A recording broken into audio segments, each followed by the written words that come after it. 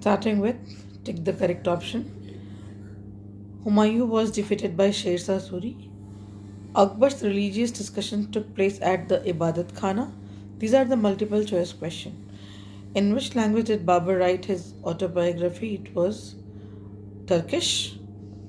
Akbar ascended the throne at the age of 14. Which one of the following statement is correct? It is Mughal Emperor was founded by Babur.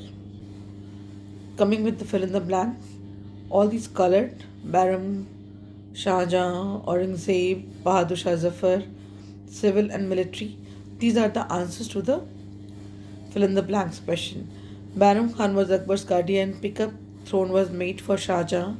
Aurangzeb assumed the title of Alamgir. Bahadur Shah Zafar too was the last Mughal emperor, and the Mansabdars were responsible for both civil and military administration.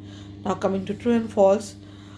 The first question is, the Battle of Chausa was fought between Babur and Sher Shah Suri. It is false. Jahangir discontinued the administrative system that was introduced by his father. It is also false.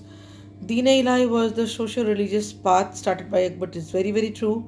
Humayun fell from the stairs of his library and died. It is true. And Shah Jahan gave patron is to scholars, artisans and craftsmen. It is also true.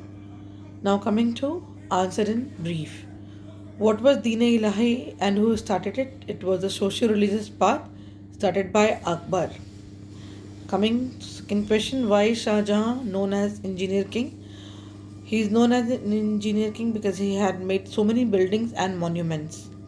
What was the political condition of India before Babur's invasion? The spelling is error.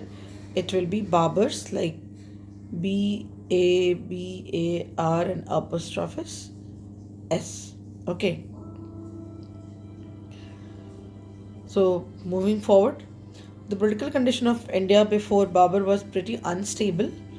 The Rajputs were engrossed in fighting with each other, and the inner weakness of Rajputs led to invasion of Babur over India, the root cause of everything. State the main features of Jahangir's rule. The main features of Jahangir's rule were as like his father Akbar, he consolidated his territories. The court culture of the Mughals flourished under his rule. Briefly explain the Mansabdari system. Mansabdari system was one of the key elements of Mughals administration. The Mansabdars were responsible for both civil and military administration. It was based upon ranking system in the official hierarchy. You'll get to know about Mansabdars more in Standard 8. Now coming to the long question. Mention the difficulties faced by Humayun after coming to the throne. And the difficulties were, the army was a combination of people from different countries and languages. Avoid this number 2. It's 1. Right? His treasure was empty and he had to face opposition from his brothers and relatives. Moreover, his own follies added more misery to the difficulties. Question number 2. Compare the religious policy of Akbar with that of Aurangzeb. So Akbar's policy was very fair towards non-Hindus. He was tolerant. He had abolished jizya and other taxes. He wasn't staunch and was liberal enough for all religions. You must have studied in class 6 also that by that time the Jews, the Judas, they all had entered our country.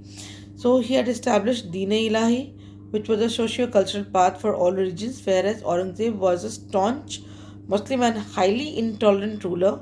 He reimposed all the taxes which were earlier abolished. Rather, the downfall of the Mughal Empire started with Aurangzeb itself. Now the next, describe Shah Jahan's Deccan policy.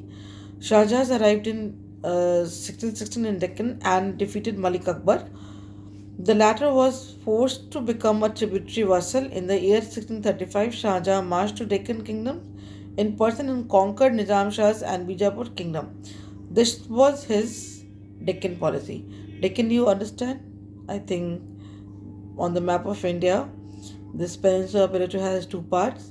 The upper part is called Central Highland and the lower part is called Deccan Plateau. Okay, so this was the policy of Shah Jahan of Deccan. Now coming to question number 4. Describe the uniform system of administration established by the Mughals. So they were able to unite the country politically. They established a uniform system of administration, which was a combination of both Indian and Persian system. There was supremacy of kings and a strong army, and efficient ministers assisted the emperor. The whole empire was divided into subas, which were governed by subedars. The Diwan was the collector of land revenue. The Kotwal looked after the law and order in the city. And Akbar was the one who had introduced Mansabdari system, and the Mansabdars were responsible for both civil and military administration. Coming to question number